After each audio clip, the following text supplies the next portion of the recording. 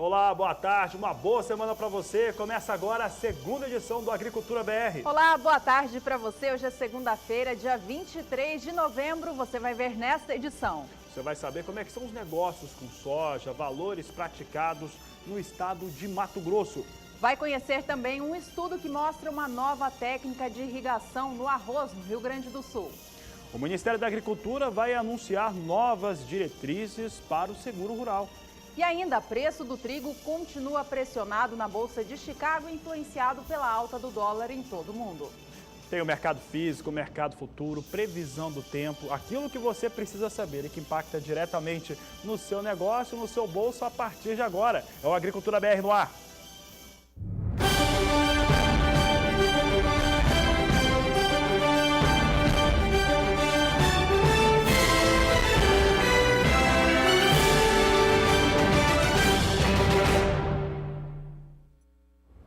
A semana começa negativa para as commodities agrícolas negociadas no cenário internacional. A soja hoje cai bastante na Bolsa de Chicago. Vamos conferir o que acontece então com a oleaginosa. A queda há pouco nos contratos de mais curto prazo passava de 1,3%, 1,4%. É o que nós temos agora, aliás, se aproximando de 1,5% nas 4 posições de mais curto prazo, Juliano. Janeiro perde 1,45%, é negociado a $8,45 por bushel. Março perde 1,48% a $8,47 mais 75 por bushel. Maio vem a $8,54 o bushel, queda de 1,47%. Julho perde 1,40% a $8,60 mais 25, praticamente os valores mais baixos praticados no dia para a soja. Soja com muita pressão, sofrendo muita pressão na Bolsa de Chicago. Dólar no resto do mundo disparando, Juliano. Bom, aqui no Brasil, o dólar fechou a última semana em queda, na negociação valendo R$ 3,69, no menor valor desde o dia 1º de setembro. Na manhã de hoje, dessa segunda-feira, a moeda americana já subia mais uma vez. Vamos acompanhar os negócios de agora, então? Veja com a gente, dólar comercial aqui no Brasil, hoje opera em alta, neste momento alta de 0,70%. O valor mais alto do dia chegou a R$ 3,73, mas agora vem um pouquinho abaixo disso, a R$ 3,72 mais 7. Tá aí os valores para dólar e soja. De qualquer maneira, dólar vem com queda aqui no Brasil, uma queda forte, inclusive ao contrário do que acontece no resto do mundo, quando o dólar vem subindo. O dólar na sexta-feira, então, subia muito forte. Bom, por aqui nós vamos falar agora a respeito de soja, mas soja no mercado físico brasileiro e não em qualquer lugar. Vamos falar da soja no estado de Mato Grosso. Você vai acompanhar agora um estudo completo a respeito do que vem acontecendo com a soja no estado de Mato Grosso, principalmente porque mesmo com todas as questões ligadas à disposição da oleaginosa e outros fatores, o valor médio da soja por lá fica em R$ 66,00 por saca de 60 quilos. Um valor muito interessante em relação àquilo que vinha ocorrendo, mesmo com essa pressão que o dólar vem causando, principalmente o dólar que vem perdendo força aqui no país, e ainda mais essa pressão toda que se tem na Bolsa de Chicago. Ainda assim, soja no Mato Grosso mantém um bom nível, mantém um bom valor em relação ao que vinha ocorrendo em anos anteriores. Um outro fator de destaque é a produção do Mato Grosso, é o maior produtor individual do Brasil e do mundo, com uma produção estimada pela Conab acima de 28 milhões de toneladas.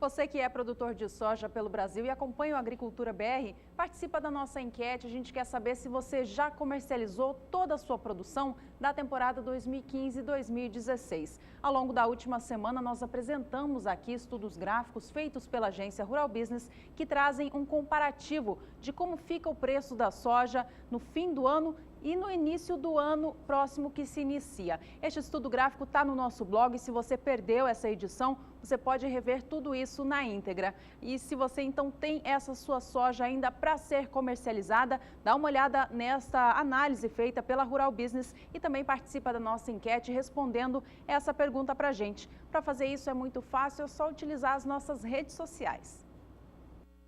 Você que acompanha o Agricultura BR aqui no canal do Boi, agora tem outros motivos para ficar ligado. Acesse sba1.com, o portal do Sistema Brasileiro do Agronegócio. Entre no blog do Agricultura BR. Aqui você encontra reportagens, entrevistas e artigos do programa, além das últimas do Twitter e Instagram. No blog, você ainda tem o caminho para entrar no Twitter, seguir e receber as últimas informações do agronegócio brasileiro. Tem o Instagram também, com fotos dos bastidores do programa e as reportagens por todo o país. E tem mais. Se você perder a segunda edição ao vivo ao meio-dia, entre no link e veja o programa na íntegra logo após o seu encerramento. Quer falar com a equipe em tempo real? Então, mande uma mensagem pelo WhatsApp no número 6796562266. Agricultura BR, de segunda a sexta-feira, em 3 horários, sempre com você.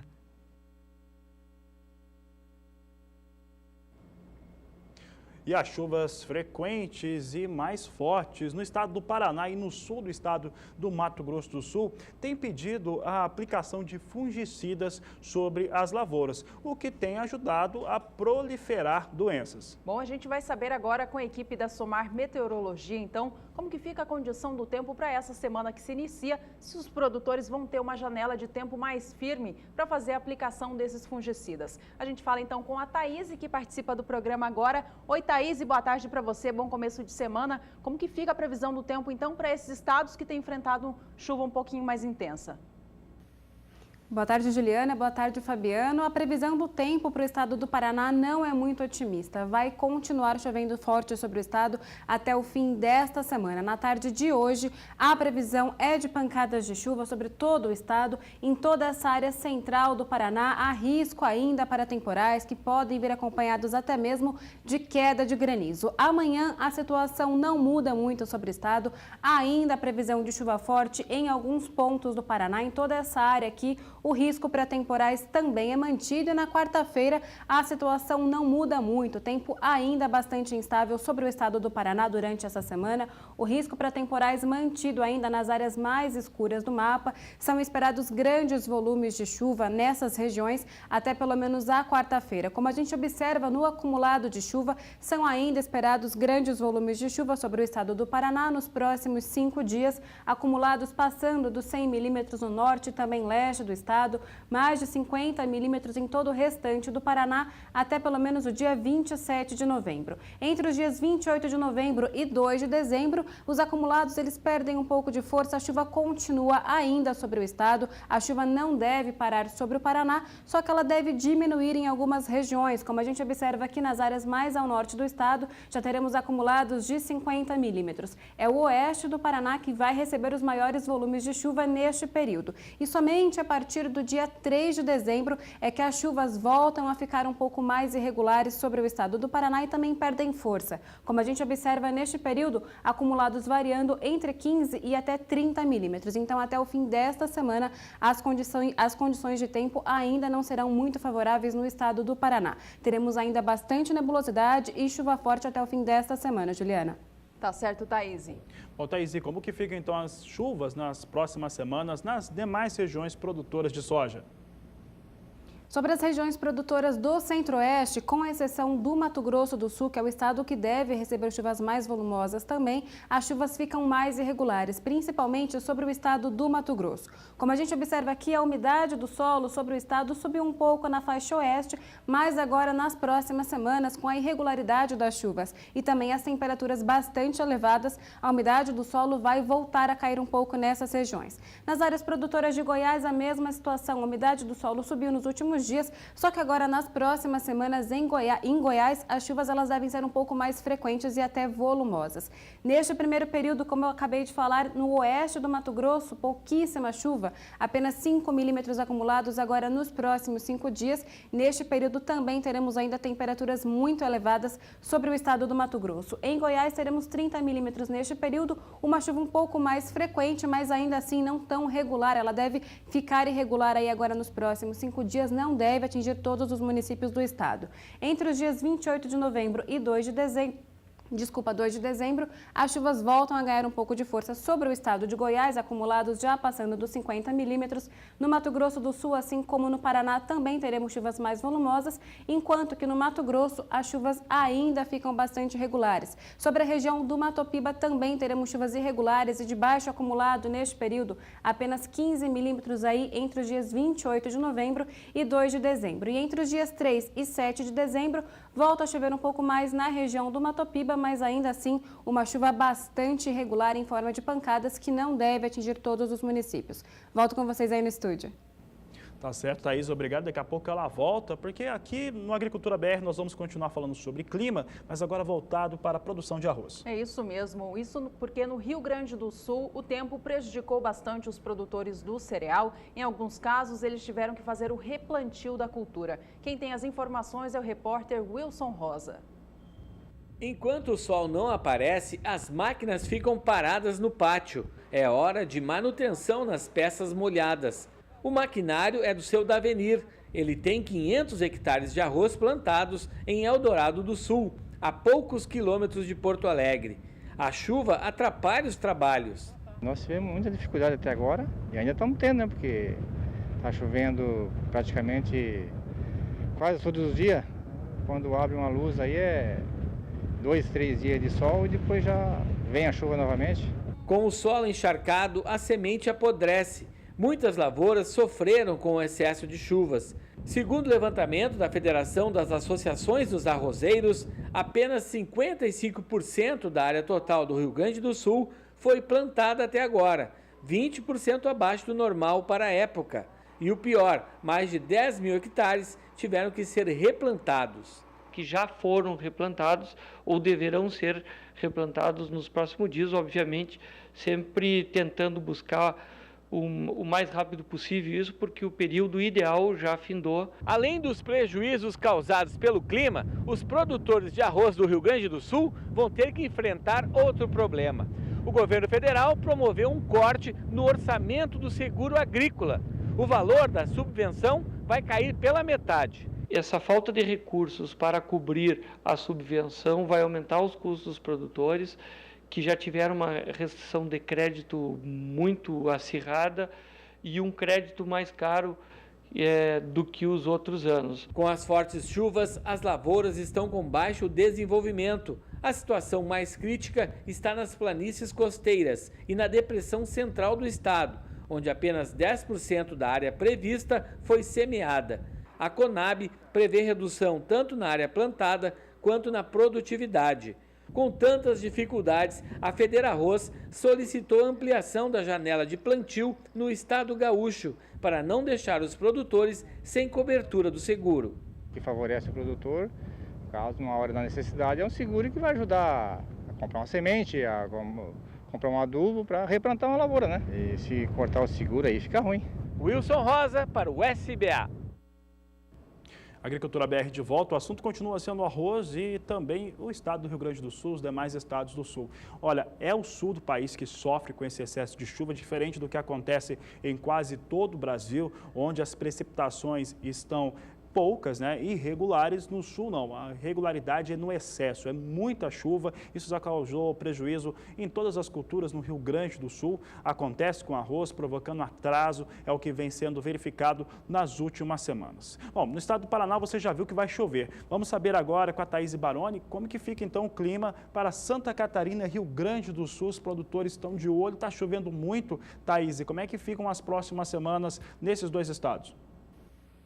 Olha, Fabiano, no Rio Grande do Sul, as chuvas devem dar uma trégua nesta semana. As chuvas mais fortes vão continuar concentradas mesmo sobre o estado do Paraná e em alguns pontos de Santa Catarina. Só que sobre o Rio Grande do Sul, as instabilidades perdem força. Na tarde de hoje, o tempo fica firme em grande parte do estado. Em algumas áreas, mais no extremo norte do Rio Grande do Sul, nas regiões de divisa com Santa Catarina, teremos ainda algumas pancadas de chuva, mas bem fracas e irregulares na tarde de hoje. Já sobre Santa Catarina, a situação é bastante semelhante com o Paraná. A previsão é de pancadas de chuva sobre todo o estado, inclusive nas áreas mais ao norte de Santa Catarina. Na tarde de hoje, também há risco para alguns temporais. Amanhã, o tempo continua firme sobre o Rio Grande do Sul, o sol predomina e não há previsão de chuva. Em Santa Catarina, o tempo continua instável, mas a chuva perde um pouco de força. As pancadas devem ficar um pouco mais irregulares na tarde de amanhã. E quarta-feira teremos ainda tempo firme sobre todo o estado gaúcho. Em alguns pontos do noroeste do Rio Grande do Sul,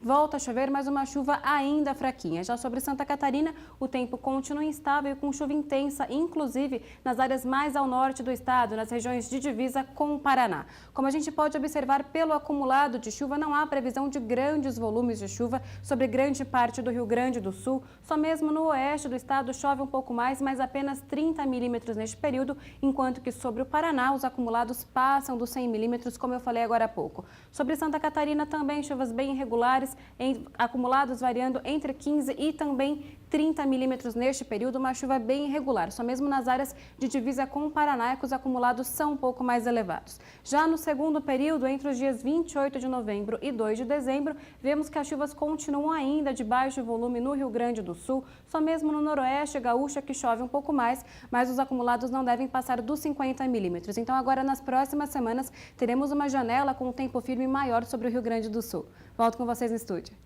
Tá certo, Thaís. Obrigado pela participação. Por aqui a gente segue falando de arroz, para agora falar sobre preços. De acordo com o CPEA, o Centro de Estudos Avançados em Economia Aplicada, apenas os produtores de arroz do Rio Grande do Sul que têm necessidade de fazer caixa estão disponibilizando lotes. Com isso, os demais estão preocupados com os trabalhos de semeadura no campo ou, como você viu há pouco, com os trabalhos de replantio. O baixo volume de produto ofertado no mercado tem feito o preço subir. A gente já alcançou o valor de R$ 41 pela saca de 50 quilos e esse patamar não baixou mais não. Na última semana a gente teve sim um recuo nos preços do arroz no estado gaúcho, mas ainda assim, no acumulado deste mês de novembro, ainda há uma alta de quase 1%. O valor na última semana ficou em R$ 41,19, preço da saca de 50 quilos. Leve redução de 0,17% em relação ao valor da quinta-feira, mas ainda assim no acumulado do mês, alta de 0,96%. Agora a gente confere como estão os preços do arroz beneficiado. Confira.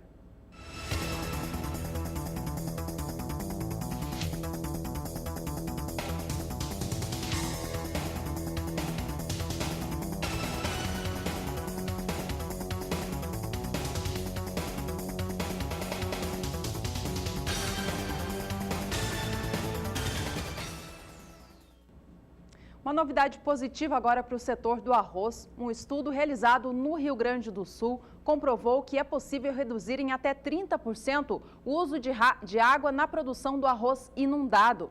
O método consiste em adotar a técnica de inundação intermitente, ou seja, com intervalos, na fase vegetativa da cultura, e somente fazer uso da inundação contínua a partir da fase reprodutiva. Através deste novo manejo, ao invés de utilizar 1.200 litros de água de represas, lagos e rios para produzir 1 quilo de arroz, seriam aplicados apenas 840 litros. Além de contribuir para a preservação do meio ambiente, o estudo mostra ainda que a técnica não influencia nos índices de produtividade.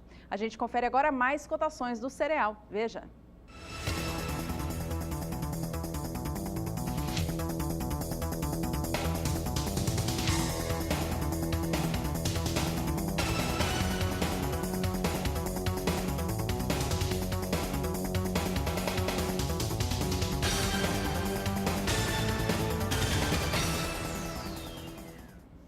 Veja no próximo bloco, o Ministério da Agricultura anuncia novas medidas para o setor. Você vai ver também que commodities agrícolas, principalmente o trigo, seguem muito pressionados pelo dólar alto nos negócios na Bolsa de Chicago. Assunto de ainda hoje aqui no Agricultura BR.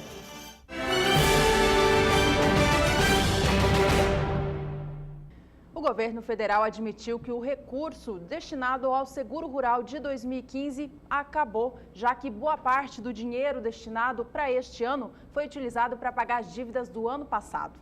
E olha, pensando nisso, o Ministério da Agricultura tem, de certo modo, repaginado o seguro, as regras para ele e deve apresentar nos próximos dias já algum resultado. Quem traz os destaques é a repórter Márcia Prado. As mudanças já começaram. Uma norma publicada pelo Ministério da Agricultura nesta semana muda procedimentos de fiscalização das operações do seguro rural. O governo quer fazer uma auditoria nessas operações para confirmar o recebimento da subvenção por parte dos beneficiários e também para investigar possíveis irregularidades. O aperfeiçoamento do seguro rural vai contar com o apoio de uma comissão que o Ministério criou e que é formada por representantes das secretarias estaduais de agricultura. As novas diretrizes do seguro rural que o governo prometeu anunciar nos próximos dias valerão para o triênio 2016 a 2018. A promessa é de atualização nos percentuais e limites do seguro e na previsão orçamentária para a concessão do benefício. Voltamos aos estúdios em Campo Grande. Bom, e ainda falando sobre seguro rural, no Rio Grande do Sul, os representantes do setor produtivo estão cobrando do governo uma solução. O estado gaúcho recebe 25% do total do seguro rural do país. Quem tem as informações é a repórter Sara Kirchhoff.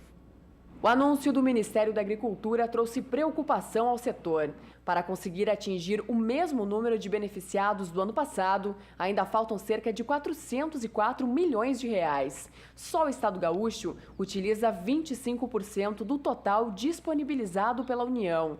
O início do plantio da soja é o que mais preocupa, pois a cultura absorve 1/3 desse valor.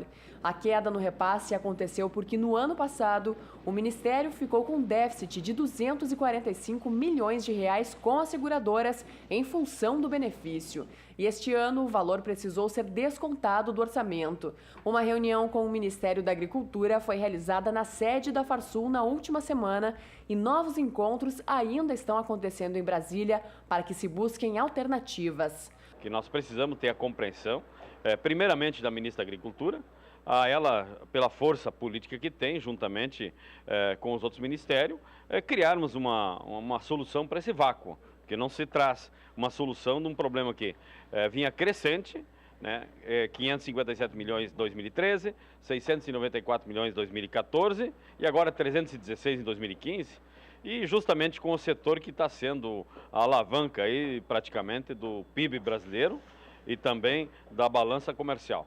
Representantes da cadeia produtiva também lembraram de outros desafios que os agricultores estão enfrentando este ano, como o aumento nos custos de produção e o fenômeno climático El Niño. Aí as informações sobre seguro agrícola. Agora vamos trazer mais uma vez o mercado aqui para o Agricultura BR e trazendo o destaque para o mercado físico nacional. E nós começamos falando a respeito do indicador Boi Gordo Brasil, um indicador que é realizado considerando as 14 principais praças produtoras brasileiras. E com isso se chega a um valor médio, uma regra simples, com R$ 145,25 por valor médio da arroba no fechamento desta última semana, desta última sexta-feira. É o que você confere agora no Agricultura BR. Você tem aqui o desempenho da arroba do boi gordo dos últimos 30 dias. Em 21 de outubro, o valor praticado era de R$ 144,18 por arroba. Esse valor veio ganhando força durante o final do mês passado e também o início desse mês que já está em mais de 20 dias percorridos, e fechou o dia 20 de novembro a R$ 145,25, apresentando uma alta, portanto, de 0,74%. Em um ano, o indicador Boi Gordo Brasil apresentou uma alta ainda mais expressiva, uma alta de 6,4%, comparando a data de 20 de novembro de 2015 com 20 de novembro de 2014.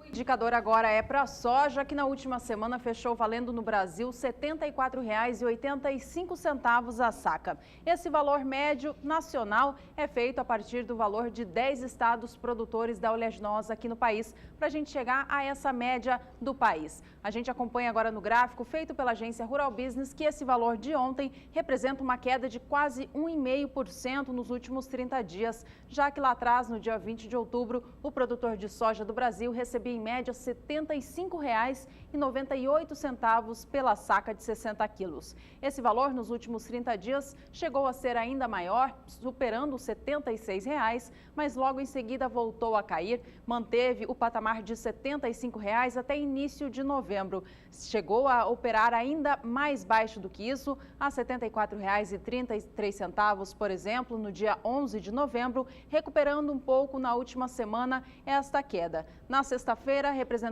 teve mais uma ligeira redução, fechando a semana a R$ 74,85, acumulando, portanto, essa média negativa nos últimos 30 dias, queda de 1,48%. Agora, se a gente relembrar o que acontecia exatamente um ano atrás, aí sim há uma alta de 22% no acumulado dos últimos 12 meses, já que no dia 20 de novembro de 2014, o preço pago pela soja no país, em média, era de R$ 61,38.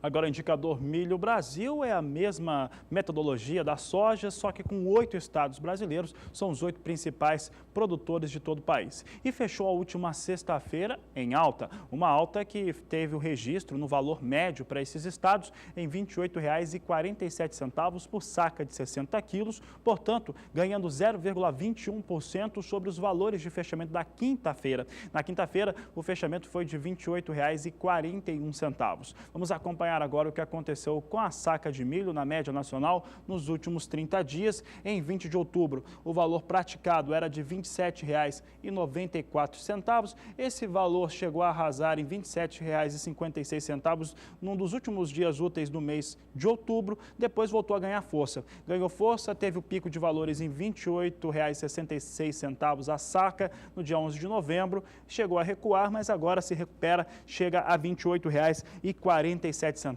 Nos últimos 30 dias, o aumento, o valor ganho para a saca de 60 quilos do milho é de 1,90%. Já no comparado com o que acontecia no último ano, esse valor chega a trazer um registro de 18,8% nos ganhos dos últimos 12 meses.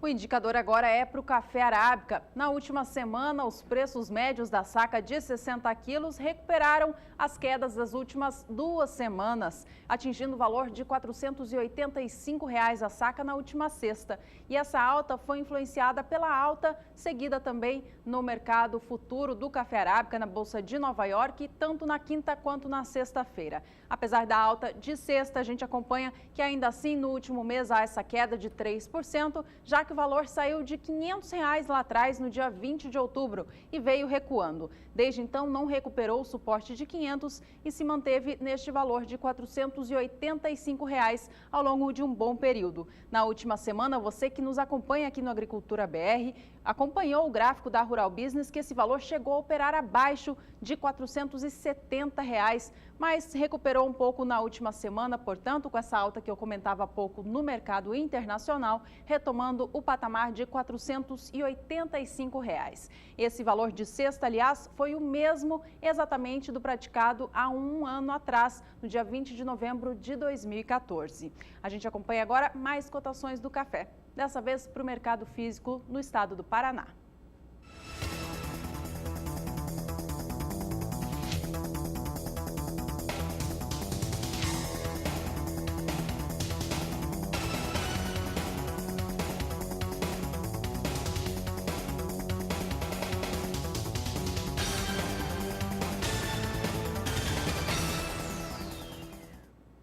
Mercado Futuro agora é o destaque para o café. Você viu o indicador Café Sul de Minas apresentando recuperação no fechamento da última sexta-feira. Vamos saber agora como é que está a operação com os negócios no Mercado Futuro, começando pela Bolsa Paulista, Bolsa Doméstica. Então, são poucos contratos negociados e a posição de dezembro vem com 260 contratos apenas, a $143,50 por saca de 60 quilos, uma alta de 0,35%.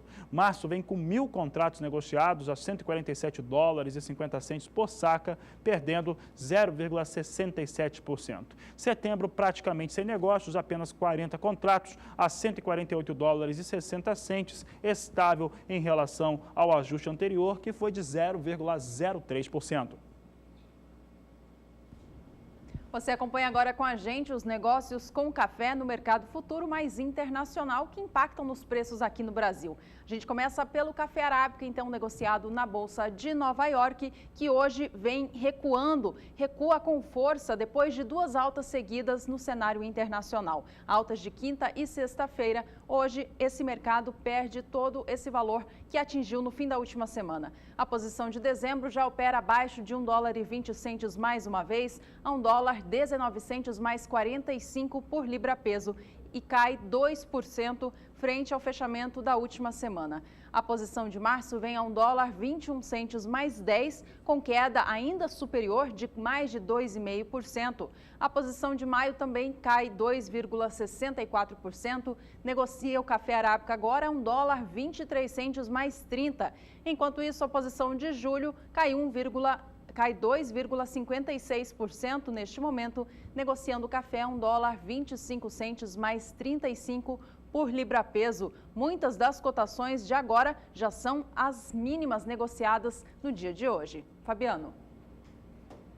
Ok, Juliana, vamos ver agora então como é que estão os negócios com café Robusta, que é negociado em Londres, plataforma Life, referência para os negócios com café Conilon no Brasil. E nós temos aqui as posições, o pessoal vai trazer aqui para nós, aqui com queda para o Arábica, isso aqui é a tabela para o café Arábica, que está com uma queda forte no dia de hoje, devolve um pouco dos ganhos da última quinta e sexta-feira, quando os ganhos foram bem elevados. Agora sim, nós temos o café Robusta negociado na Bolsa de Londres, sem negócios na posição de novembro, e janeiro é negociado a $1.539 por tonelada, queda forte, queda de 2,09% para essa posição.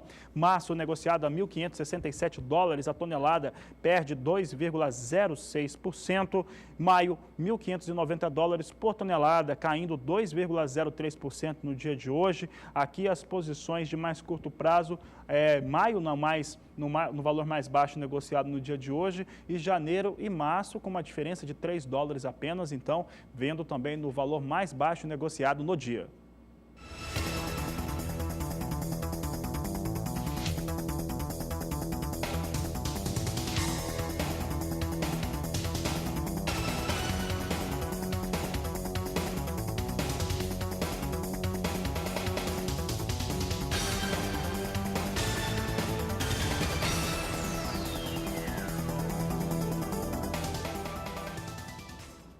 No próximo bloco, você vai acompanhar uma reportagem feita sobre a produção de borracha aqui no Brasil. E ainda você tem os destaques para o milho na produção e também mercado nacional e internacional deste cereal daqui a pouco no Agricultura BR.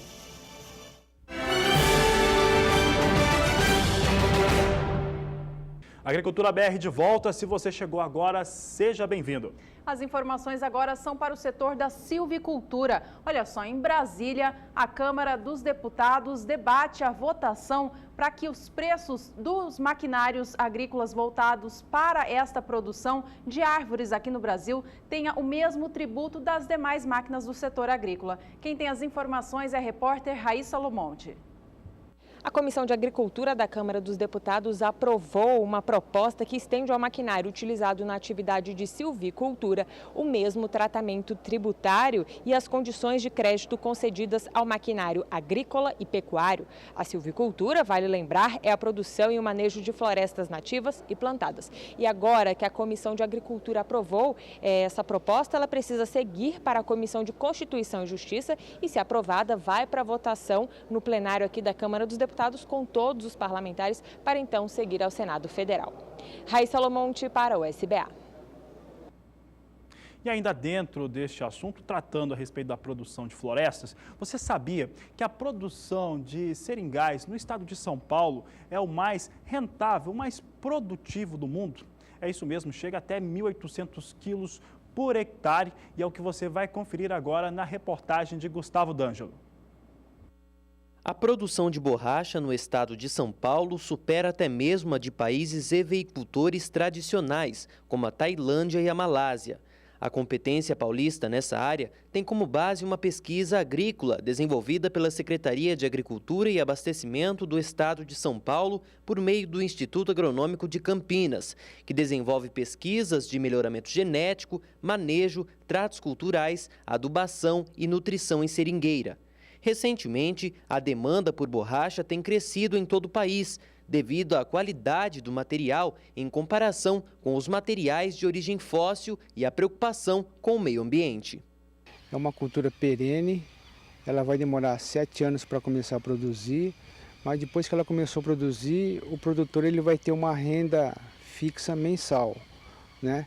Ela vai produzir por 11 anos, ele vai ter um período de descanso de um mês, né? Então a gente acha que é uma cultura interessante, principalmente para o pequeno produtor, que hoje em dia a gente tem 50% do caso seria com a mão de obra e esse 50% seria para o produtor.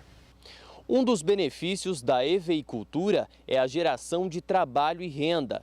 Só aqui no estado de São Paulo são mais de 19 mil empregos diretos no campo, nos mais de 90 mil hectares plantados.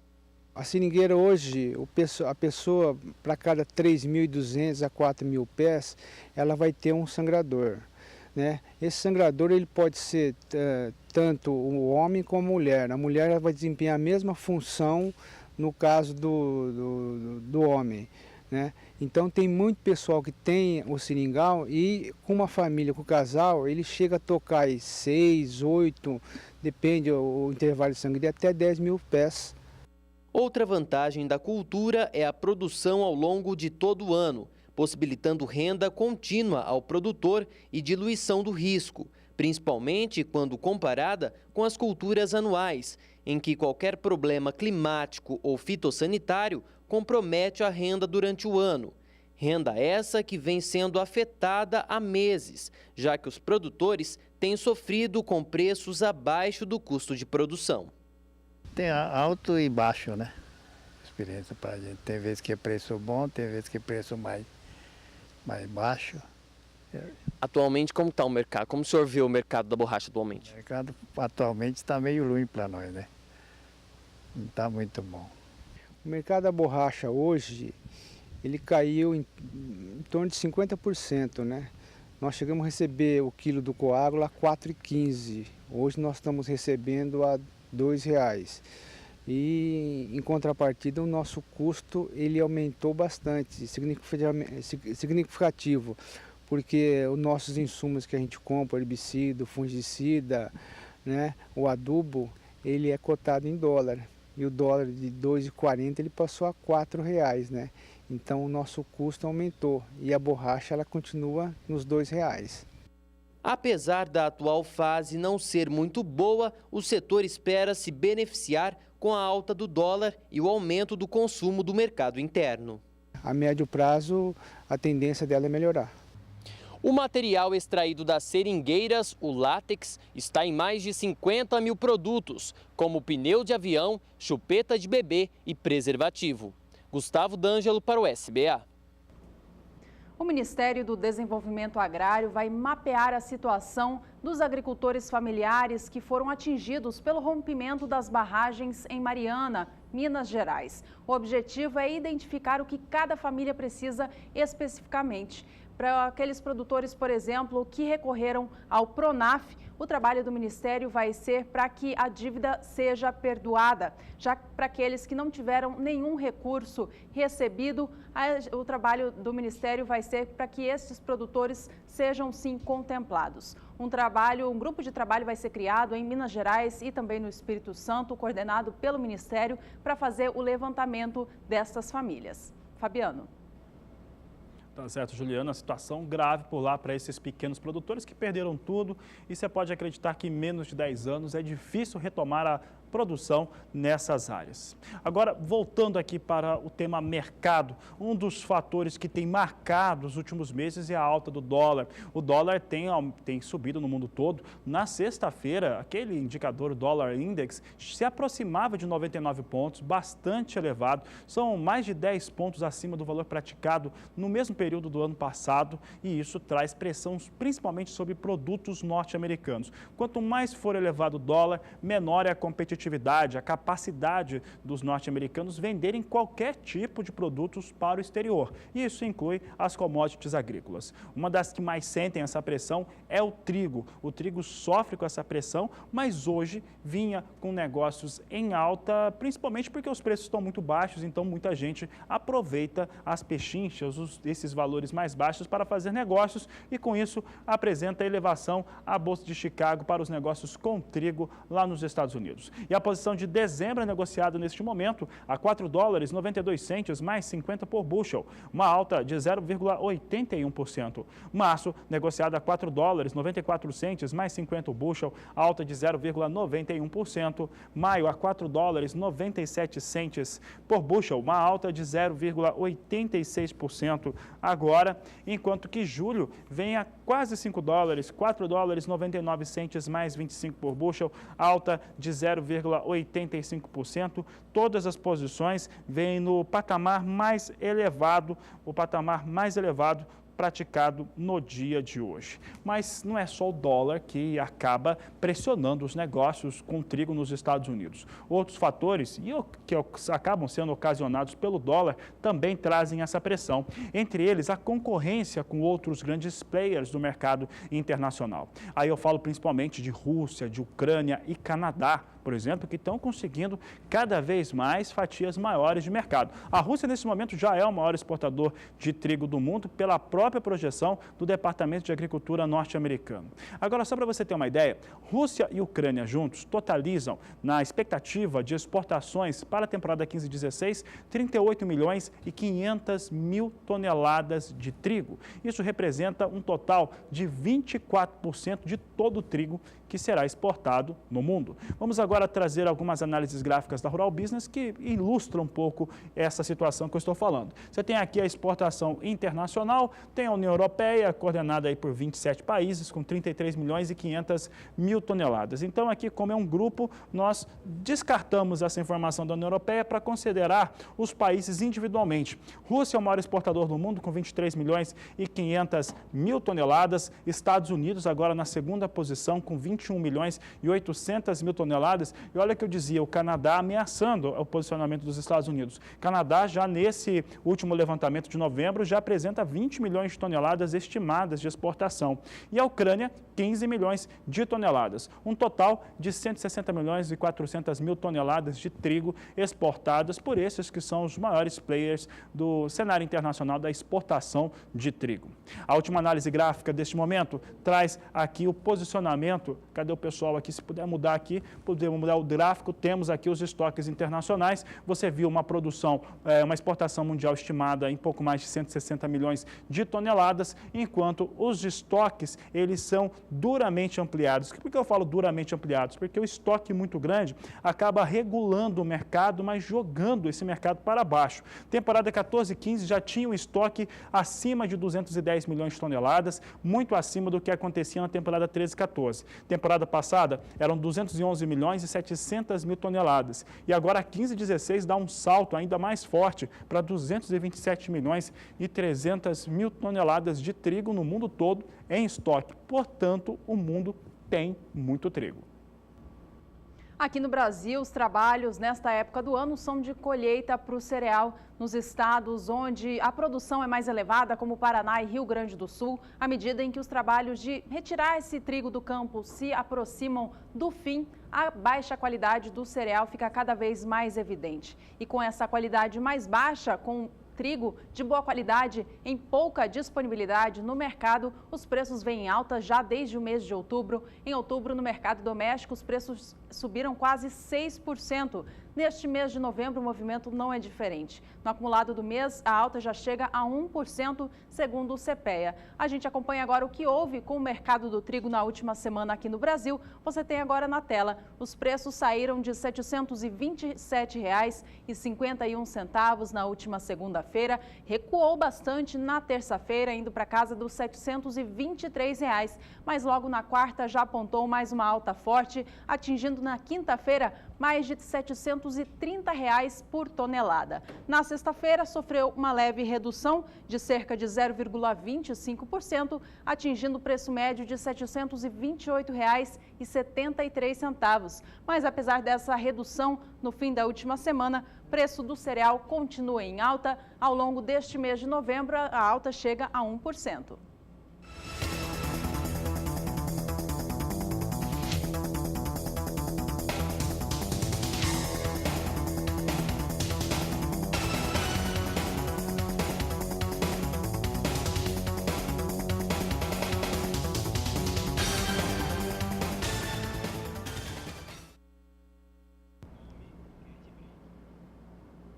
Antes da gente ir para mais um intervalo, a gente lembra você, produtor de soja, da nossa enquete. Queremos saber se você já comercializou toda a sua produção da temporada 2014-2015. Tem gente respondendo que, inclusive, não fez ainda a conclusão dessa venda, não é, Fabiano? Exatamente, como a Nadir de Ponta Porã, aqui no interior do estado do Mato Grosso do Sul. Ela respondeu a enquete, o pessoal pode deixar aqui a participação dela. Ela respondeu a enquete dizendo o seguinte, que tem ainda 3.000 sacas para comercialização, equivalente a 10% da produção. Olha só, Nadir, inclusive o pessoal da produção já mandou o link trazendo aquela análise da Rural Business que nós pontuamos na última semana, para que ela possa ter a sua própria estratégia em relação a essa venda. Ela vai observar dentro daquela análise o que acontece sempre no último trimestre de um ano, comparado com o que aconteceu exatamente no trimestre posterior. Então, por ali dá para ter uma ideia do que pode ocorrer. O que nós sempre lembramos é que uma alta expressiva do dólar, ou mesmo até uma queda expressiva do dólar, muda totalmente os fundamentos. Mas os fundamentos do que ocorria nos últimos anos estão expressos naquela análise. Obrigado pela participação, Nadir, e também todo mundo que está participando, respondendo aqui a nossa enquete e, na verdade, devolvendo essa pergunta aqui para a Agricultura BR. Então, acesse o nosso blog, você tem todas as informações lá. E a gente vai para um rápido intervalo. Fique por aí, na volta tem previsão do tempo para as regiões produtoras de milho. A gente já volta.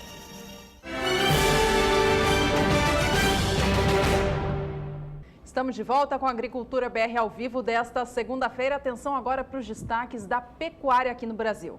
E olha, esses destaques têm a ver com as exportações brasileiras de carne bovina in natura e uma relação, no mínimo, curiosa. Eu estou falando das vendas de carne bovina para Hong Kong, no Brasil, e também para a China. Aliás, esse é um fator que sempre foi muito curioso em relação ao que aconteceu para esses dois países, que agora são um só também, mais uma vez. O fato é que você vai acompanhar agora uma análise feita pela Rural Business. Eu conversava com o analista Júlio Brissac, durante muitos anos a gente conversou, desde 2012 pelo menos, a respeito dessa relação Brasil, Hong Kong, China, e aí você pode entender que houve um triângulo, principalmente a partir de 2012. O que aconteceu em 2012 foi por conta aquele caso que não foi comprovado, mas de vaca louca, uma fêmea muito idosa, batida numa indústria frigorífica. Por conta daquilo ali, a China oficialmente ela suspendeu as compras de carne bovina do Brasil, 99% das suas compras. Ao mesmo tempo, se houve uma elevação extremamente forte para as exportações de carne bovina brasileira para Hong Kong. O que você vai ver agora é um estudo inédito, você não ouviu isso ainda na televisão brasileira, e que vai mostrar exatamente que Hong Kong e China hoje já são os maiores compradores de carne bovina do Brasil. Um outro fator interessante é a comparação do que ocorreu logo depois que houve esse embargo da China para a carne bovina brasileira. Porque se caso isso de fato aconteceu, o consumo de carne bovina em Hong Kong, se essa carne não foi para a China, ele ficou extremamente elevado. Olha, deixa Uruguai e a Argentina para trás e olha, muito para trás, porque o consumo, se isso for o caso, em Hong Kong teria passado de 100 quilos per capita por habitante. Mas, claro que não foi isso o que de fato aconteceu, é o que nós vamos mostrar nesse estudo. Nós temos aqui as exportações de carne bovina in natura. O destaque aqui é entre o período entre janeiro e outubro deste ano para os maiores importadores, portanto, compradores de carne bovina brasileira. Os anos que nós temos aqui destacados é 2011, 2013 e 2015. Por que 2011 e 2013? 2011 porque é o ano que antecede aquele embargo chinês. O outro, 2013, é porque é o que sucede o embargo da China. Então, por aqui nós podemos ter aqui uma ideia do que ocorreu em relação a estes números. A União Europeia, ela estava no ano de 2011 com uma compra de 38.500 toneladas de carne bovina, subiu para 57.300 em 2013 e em 2015, por enquanto, até outubro, 51.500 toneladas. A Rússia, em 2011, importava 209.700 toneladas de carne bovina in natura. Em 2013, 263.400. Recua para 149.000 toneladas agora no ano de 2015. Estamos falando apenas de volume. China e Hong Kong. Em 2011, eram 58.300 toneladas que eram importadas por esses dois países. Para 2013, vem para 182.400. Agora, 2015, 191.300 toneladas que foram importadas por esse país. Agora, interessante por esses dois países. Agora, uma coisa que é interessante é que, se considerando apenas as importações de Hong Kong, logo depois que a China suspendeu fez o embargo à carne bovina brasileira, as compras de Hong Kong aumentaram 118%. É o que a gente vai continuar trazendo aqui, pode mudar o gráfico, nós temos aqui uma análise gráfica, mostra a situação de Hong Kong e China, os dois países combinados, você tem aqui o que aconteceu nos últimos 5 anos, uma ampliação de 228%. Então, se você já sabe que em 2012 a China deixou de comprar carne bovina brasileira, 2013 e 2014 era só Hong Kong comprando e olha só o quanto que subiu. Chegou a 2014 até uma compra, volume de carne bovina in natura de 201.850 toneladas. Então, a questão é o seguinte, se essa carne toda fosse consumida de fato em Hong Kong, cada cidadão de Hong Kong teria consumido no ano 105 quilos e 500 gramas de carne bovina. Olha, tem que gostar muito de churrasco e ainda mais para um país asiático que tem toda a tradição de ter consumo, principalmente de peixes e também de outras fontes de proteína. Vamos continuar aqui o estudo porque nós temos aqui uma outra situação. Aqui mostra o volume das exportações de carne bovina in natura de janeiro a outubro. Você vê que ela alcança aqui para a Rússia 149.040 toneladas. A Rússia tem uma linha de queda, né, entre 2014 e 2015. Em 2014, os russos compraram muita carne bovina. Na sequência, nós temos aqui uma outra análise gráfica que mostra outra situação. Aqui as exportações para a União Europeia, trazendo os outros dois grandes destaques, que é Rússia e União Europeia. União Europeia, até o momento, em 2015, 51.450 toneladas. Em 5 anos, 30,7%. Para o produtor rural, para o telespectador que está nos acompanhando, fica muito claro para onde que essa carne toda que Hong Kong adquiriu nos últimos anos acabou indo e acabou sendo consumida.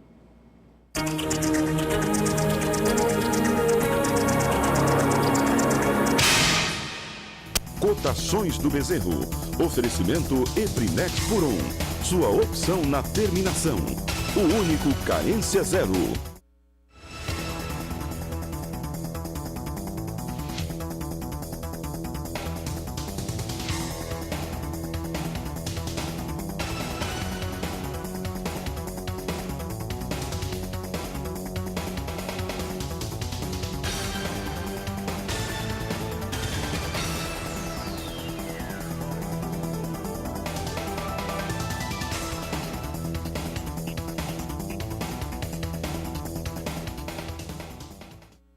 O assunto por aqui agora é o mercado do milho. A gente começa trazendo para você informações a respeito do cenário internacional. A última semana foi de preços acumulados em alta para o milho negociado na Bolsa de Chicago. A boa notícia para o mercado foi a venda alta de milho no cenário americano nos Estados Unidos na última semana, que totalizaram 780 mil toneladas do cereal. Esse volume foi bastante positivo para o mercado, ajudou os Estados Unidos a diminuírem a queda nas exportações ao longo deste ano. Apesar disso, os números ainda seguem bastante baixos, a queda chega próxima a 20% em relação ao que se tinha no ano passado. Hoje, cenário internacional do cereal vem em queda. A gente acompanha os números de hoje, então, para o cereal negociado em Chicago, você tem a posição de dezembro caindo 0,48%. Negócios agora $3,61 mais 50 por bushel. O milho negociado em Chicago para entrega em março opera $3,68 com queda de 0,47%.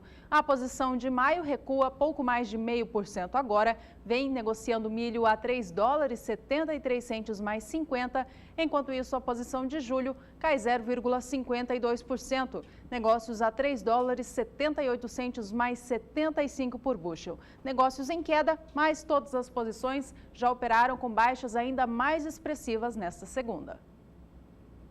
Estados Unidos, que tem, além do dólar como grande rival nas suas vendas e exportações, tem uma grande produção e principalmente um grande estoque. Aliás, hoje nós teremos mais um relatório que mostra acompanhamento de lavouras, acontece no final do dia e deve trazer já, muito provavelmente, a conclusão da colheita norte-americana do milho, assim como da soja ocorreu na última semana. A produção norte-americana de milho, ela deve totalizar esse número aqui, muito expressivo, 346 milhões e 800 mil toneladas do cereal. É a terceira safra recorde consecutiva para os norte-americanos, apresentando uma alta de 10,9%. Mesmo com uma leve diminuição diária entre a produção da temporada 2014-2015 com a 2015-2016, a alta produtividade norte-americana, acima de 177 sacas por hectare, faz com que essa safra seja mais uma vez muito cheia.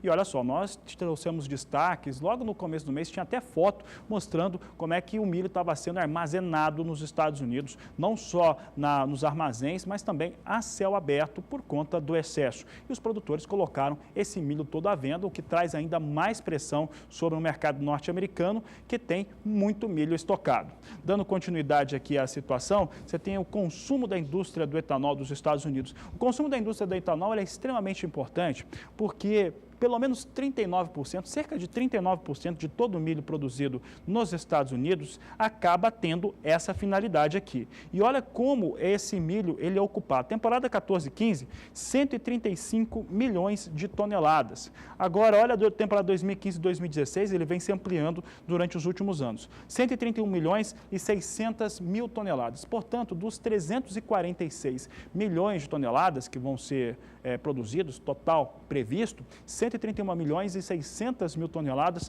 apenas para se produzir etanol. Então, é um consumo extremamente elevado. Portanto, qualquer coisa que venha a atingir esse mercado do etanol nos Estados Unidos acaba prejudicando também o mercado do milho. Coisas como o que, por exemplo? Como a queda no valor do petróleo. Inclusive, hoje, no portal da agência Rural Business, um dos destaques era exatamente o petróleo, que pode vir a cair mais. E o petróleo tem apresentado números em queda nos últimos meses. E quando isso acontece, a pressão sobre o mercado do milho é ainda maior. Falando ainda de milho, mas agora aqui no Brasil, a gente dá uma olhada rapidamente nos negócios com cereal na Bolsa Paulista, que hoje opera em alta. Veja comigo então os preços para o milho no mercado futuro do país, vindo com alta de 1% para a posição de janeiro do ano que vem. Agora tem mais de 1.500 contratos negociados a R$ 34,85 a saca. A posição de março do ano que vem também tem contratos a R$ 35,62. Eles vêm com alta de 0,34% em relação ao fechamento da última semana. A posição de setembro do ano que vem tem poucos contratos, apenas 20, mas já negocia milho para entrega. A saca valendo R$ 34,00, negócios com alta de 0,29%.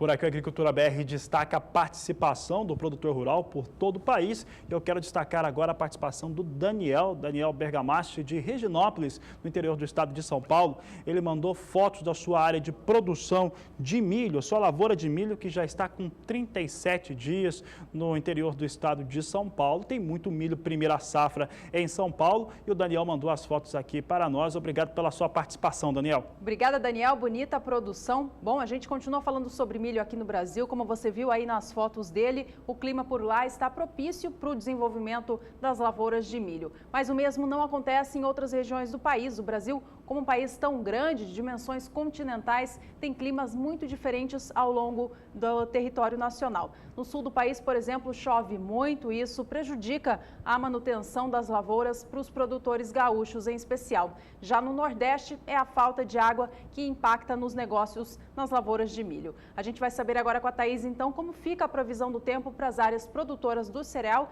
em todo o país. A gente volta a falar com ela por aqui. Thaís, e quais são os destaques para essa cultura?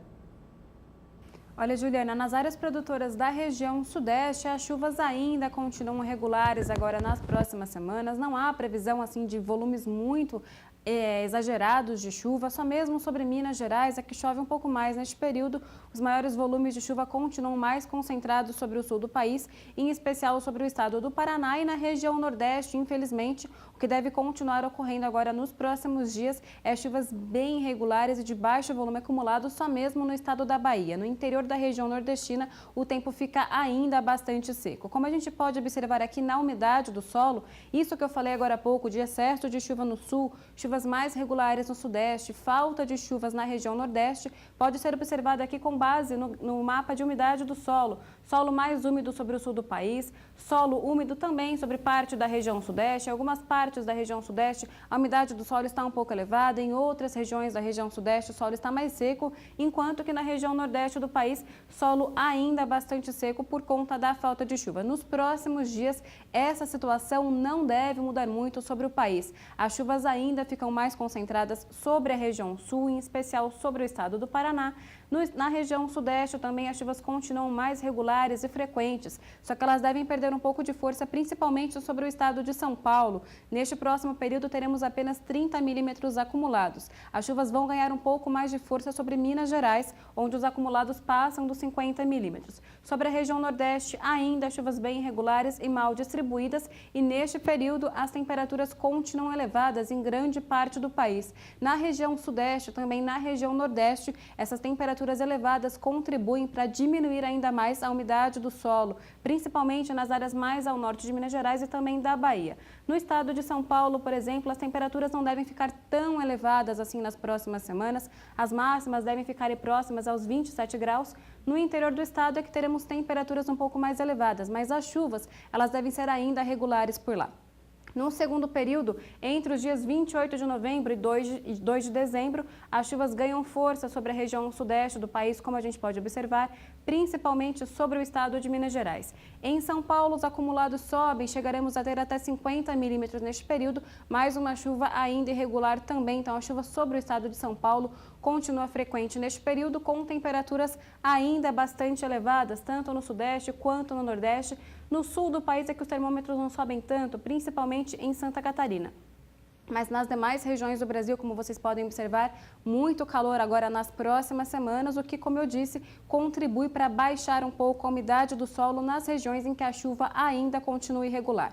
No terceiro período, entre os dias 3 e 7 de dezembro, novamente as chuvas perdem força sobre o estado de São Paulo, ganham um pouco mais de intensidade entre o norte de Minas e o sul da Bahia, mas nessa região ainda ela deve ser bem irregular. E sobre o sul do país, neste período, as chuvas ficam um pouco mais irregulares, com baixos acumulados variando entre 15 e até 30 milímetros entre Santa Catarina e no Paraná. E novamente, neste período, teremos ainda temperaturas elevadas em todo o país. Volto com vocês no estúdio. Obrigada, Thaís, e até daqui a pouco. Bom, por aqui nós vamos conferir cotações agora, cotações para a saca de 60 quilos do milho no estado do Paraná.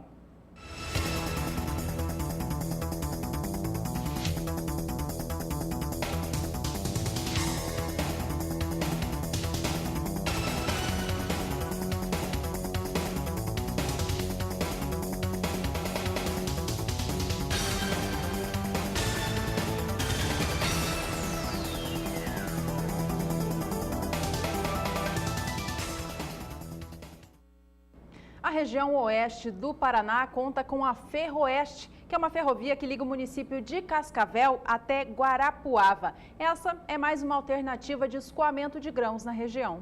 E olha, foram trocados vagões, locomotivas também, houve um investimento que deve tornar a situação um pouco melhor para o produtor rural, para o escoamento da produção. É o que nós vamos conferir na reportagem de Juliane Flores.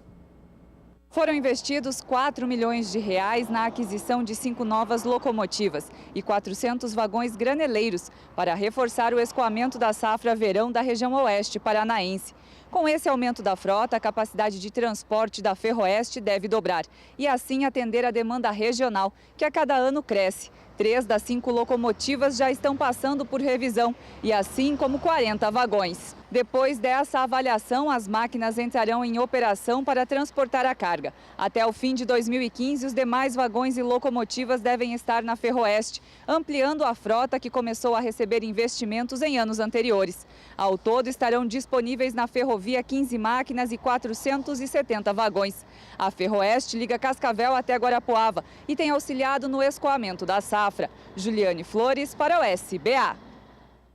A gente segue com o programa por aqui, trazendo mais destaques do tempo, porque na região sudeste do país, que há tempos vinha castigada com a falta de chuva, tem recebido chuvas mais frequentes, inclusive no norte de Minas Gerais e até no Espírito Santo, fazendo com que a umidade do solo suba e traga mais alívio aos produtores. A gente vai falar agora mais uma vez com a Thaís, porque ela tem a previsão do tempo para a região. Thaís, é com você daí.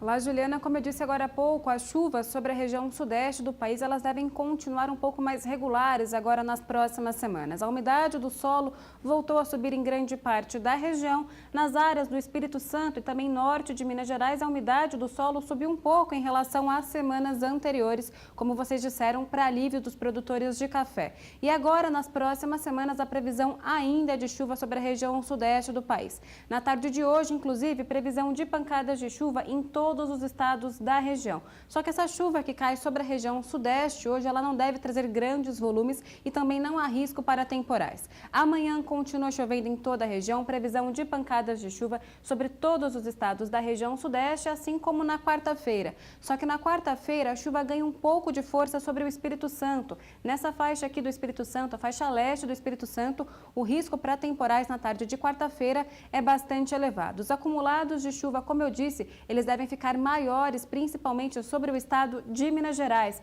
No sul de Minas, os acumulados passam de 70 milímetros agora neste próximo período e nas áreas ao norte do estado volta a chover também, acumulados variando entre 30 e até 50 milímetros. Assim como no Espírito Santo também teremos chuvas mais regulares e até volumosas agora nas próximas semanas. Para o segundo período, entre os dias 28 de novembro e 2 de dezembro, chuva ganha ainda mais força entre Minas Gerais e Espírito Santo, com acumulados variando entre 70 e até 100 milímetros em alguns pontos, uma chuva mais frequente e volumosa para alívio dos produtores de café do Espírito Santo. Em São Paulo, como eu disse, as chuvas ficam um pouco menos intensas nesse período, mas ainda assim sobre o leste e norte do estado os acumulados passam dos 50 milímetros. E no terceiro período, as chuvas continuam mais intensas entre o norte de Minas e Espírito Santo, com acumulados variando entre 50 e 70 milímetros, enquanto que sobre o estado de São Paulo, as instabilidades perdem força neste período e os acumulados variam entre 15 e também 30 milímetros.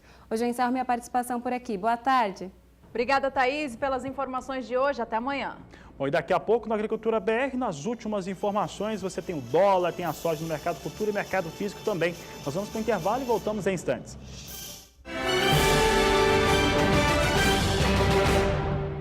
Estamos de volta. Nesta reta final do programa, a gente traz para você informações sobre a soja aqui no Brasil. Começando pelo preço lá nos Estados Unidos, que traz impacto, é claro, aqui para os preços no mercado físico. A gente acompanha os negócios, então, de agora na Bolsa de Chicago. Você vê uma queda expressiva para a soja hoje no cenário internacional. A posição de janeiro vem a $8,48 mais 50 por bushel. Cai agora pouco mais de 1%, mas essa queda foi ainda mais expressiva expressiva, hoje já chegou a operar a 8 dólares 44 centes. A posição de março negocia a soja agora a 8 dólares 51 centes mais 50 por bushel, queda também de 1,04%. A posição de maio cai 1,03% agora, amplia um pouco essa queda, vai para 8 dólares 58 centes por bushel. Enquanto isso, a soja negociada em Chicago para entrega em julho do ano que vem opera a 8 dólares 64 centes mais 25 por bushel, queda de 0,94%. Todas as posições hoje já foram negociadas com valores ainda mais baixos do que vem agora. Se afasta um pouco das mínimas, daqui a pouco você vai ver como é que está o outro fundamento para montagem de preço aqui da soja no Brasil, o dólar fundamental. Antes vamos trazer alguns fundamentos para a soja americana. Estados Unidos, que na última quinta-feira divulgou seu relatório de vendas e exportações e apontava para quase 1.800.000 toneladas vendidas na semana anterior, um volume bastante elevado, acima de 60%, que não animou muito o mercado, mas pelo menos trouxe algum fator positivo. Vamos aqui às últimas análises gráficas. Nós temos aqui a área colhida nos Estados Unidos, a área que foi cultivada com soja nessa temporada é de 33.360.000 hectares, portanto um pouco abaixo, praticamente em linha com o que aconteceu na temporada 14 e 15, mas com uma produtividade nos Estados Unidos mais elevada, passando de 55 sacas de soja por hectare. É por isso que se espera uma produção maior, um resultado final de produção maior dos Estados Unidos. Esse gráfico aqui ele vai mudar hoje, porque hoje deve ter mais números em relação a acompanhamento de lavoura nos Estados Unidos. Eles já colheram toda essa área. Trazendo aqui o destaque final, aqui a produtividade média. Você tem aqui a temporada 14-15 eram 53,3 sacas e a 15-16 se aproximando de 55 sacas por hectare, uma produtividade média bastante alta para os norte-americanos. O mesmo aconteceu com também o milho. O milho também teve uma produtividade mais alta, de mais de 177 sacas por hectare. Já na última análise gráfica que você acompanha na Agricultura BR é o resultado disso tudo. Aquela área lá que foi cultivada com soja, mais esses quase 55 sacas por hectare, você tem um resultado final provável de 108.400.000 toneladas de soja. Essa área toda já foi colhida, então provavelmente os Estados Unidos já têm essa quantidade toda em seus armazéns. Em 5 anos, um aumento de 28,7% para a produção norte-americana. De olho agora no dólar aqui no Brasil, que hoje vinha há pouco em alta frente ao fechamento da última sexta-feira, que ficou em R$ 3,69, na menor cotação desde o dia 1º de setembro. Hoje o dólar já chegava a R$ 3,73 ao longo da manhã e a gente acompanha as últimas negociações de agora. Então, dólar comercial continua subindo, mas perde força. Agora vem a R$ 3,71 mais 4, com alta de 0,35% em relação ao fechamento da última semana. Ainda assim, opera acima de R$ 3,70 aqui no país. Bom, essa edição vai ficando por aqui. A gente relembra com você agora quais foram os principais destaques do dia.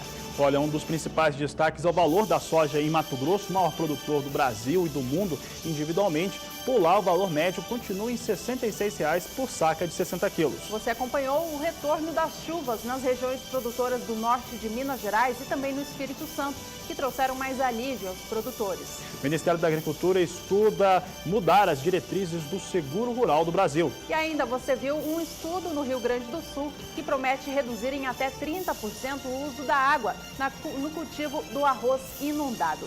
Todas essas informações você pode rever nesta edição acessando o blog do Agricultura BR, que traz o programa de hoje na íntegra. Obrigada pela atenção, tenha uma ótima tarde. Este é o Agricultura BR. A inteligência e a transparência do agronegócio sempre com você. A todos uma ótima tarde e até mais.